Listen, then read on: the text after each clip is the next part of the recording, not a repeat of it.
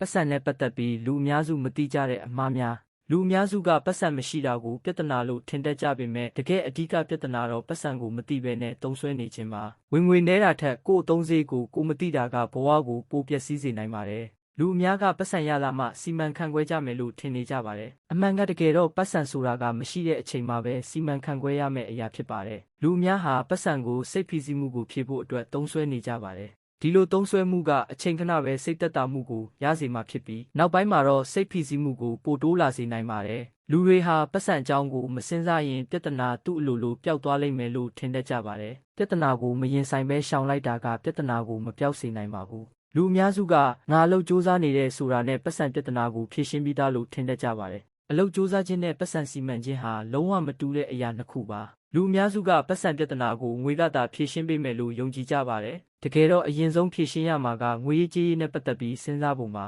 လူအများစုဟာအသုံးစရိတ်သေးသေးလေးတွေကိုအရေးမကြီးဘူးလို့ထင်တတ်ကြပါတယ်ဒါပေမဲ့ဒီသေးသေးလေးတွေကနေပြီးတော့နောက်ဆုံးမှာအကြီးဆုံးပြဿနာတွေကိုဖြစ်လာစေတတ်ပါတယ်လူတွေဟာပတ်စံအကြောင်းကိုမရှင်းလင်းလေဆုံးဖြတ်ချက်တွေပိုမားလာလေပါပဲငွေရေးကြေးရေးနဲ့ပတ်သက်ပြီးနည်းနည်းလောက်ပဲဖြစ်ရှင်းလင်းလာတာနဲ့စိတ်ဖိစီးမှုလျော့သွားတတ်ပါတယ်ပတ်စံစီမံခန့်ခွဲခြင်းကကိန်းဂဏန်းမဟုတ်ပဲအလေးကျင့်ပါလူအများကဒီအချက်တွေကိုမသိလို့ပတ်စံကိုတေချာမထိန်းသိမ်းနိုင်ကြပါဘူးပတ်စံကိုထိန်းချုပ်နိုင်လာရင်ဘဝရဲ့အခြားအစိတ်ပိုင်းတွေမှာပါသူ့အလိုလိုတည်ငြိမ်လာပါလိမ့်မယ်ဒါကြောင့်ပတ်စံနဲ့ပတ်သက်တဲ့အမှားကြီးတစ်ခုကတော့ငါနားလည်ပြီးသားလို့ထင်နေခြင်းပါပဲ